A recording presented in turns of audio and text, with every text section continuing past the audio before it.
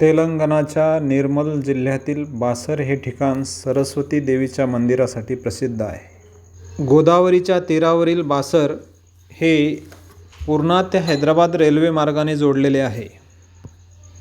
त्यामुळे बासरला जाण्यासाठी रेल्वे मार्ग हा सुद्धा एक चांगला पर्याय होऊ शकतो. सरस्वती देवी संस्थानकडून बासरला यात्रेकरूंच्या निवासासाठी 100 खोल्यांची उत्तम राहण्याची व्यवस्था केलेली आहे आणि याचे दरही अतिशय माफक अशा प्रकारचे आहेत. ही व्यवस्था मंदिराला लागूनच असल्यामुळे मंदिरामध्ये जाण्यासाठी फारसा वेळ लागत नाही. अगदी 5 मिनिटाच्या अंतरात तुम्ही मंदिरापर्यंत पोहोचू शकता. मात्र मंदिरामध्ये गेल्यानंतर तुम्हाला मोबाईल आतमध्ये नेता येत नाही. मंदिर परिसराचं चित्रीकरण करण्यावर बंदी आहे. मंदिरामध्ये सरस्वती, काली आणि लक्ष्मी अशा 3 देवींच्या मूर्ती आहेत. शिवाय मंदिराला लागूनच व्यासांची गुफासुद्धा आहे. या ठिकाणी गोल आणि मोठमोठाले दगड पाहायला मिळतात. गोलाकार विदारण प्रक्रियेतून घडलेल्या ह्या ग्रेनाइटच्या शिळा तुमचं नक्कीच लक्ष वेधून घेतील. प्रचंड अशा या शिळा आकर्षणाचे एक केंद्र आहेत. व्यासांची गुफा अतिशय अरुंद अशा ठिकाणी आहे. एका वेळेस 2 किंवा 3च लोक प्रवेश करू शकतात, इतकी ती अरुंद आहे. आतमध्ये व्यासांची मूर्ती आहे. अधिक लोक गेल्यास या ठिकाणी गुदमरल्यासारखे होते.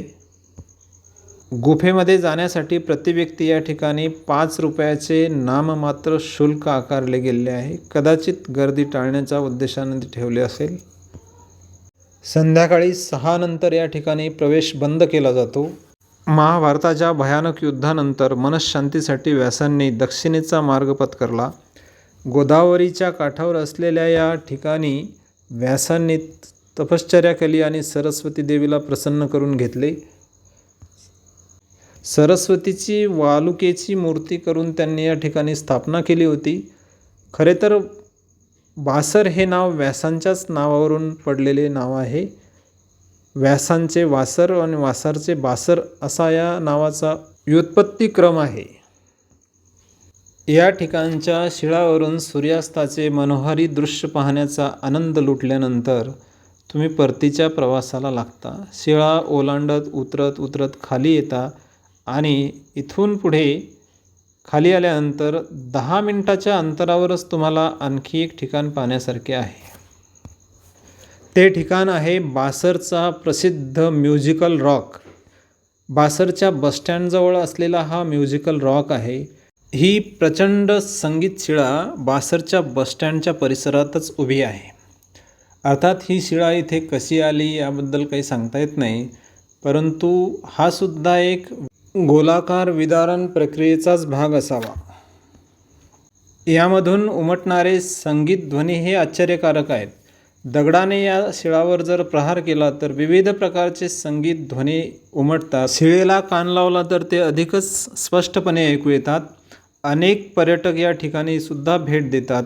बासरमधले हे ठिकाणसुद्धा पर्यटकांच्या आकर्षणाचे एक केंद्र आहे. भाविकांमध्ये या दगडांच्या किंवा या शिळेच्या संदर्भाने एक मान्यता आहे. या शिळेवर अनेक लोक 3 दगड फेकतात आणि या 3 दगडांपैकी कुठला तरी एखादा जरी अटकला तरी आपल्या मनामध्ये धरलेली इच्छा किंवा बाळगलेली इच्छा पूर्ण होते अशी भाविकांमध्ये मान्यता आहे.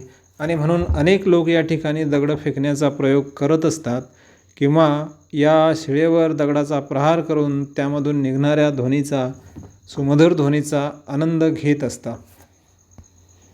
काही भाविक या शिळेवर नाणे किंवा सिक्के सुद्धा फेकत असतात. ही प्रचंड शिळा कुठल्याही आधाराविना इथे उभी आहे आणि किती काळापासून ती उभी आहे हे कोणीही सांगू शकत नाही.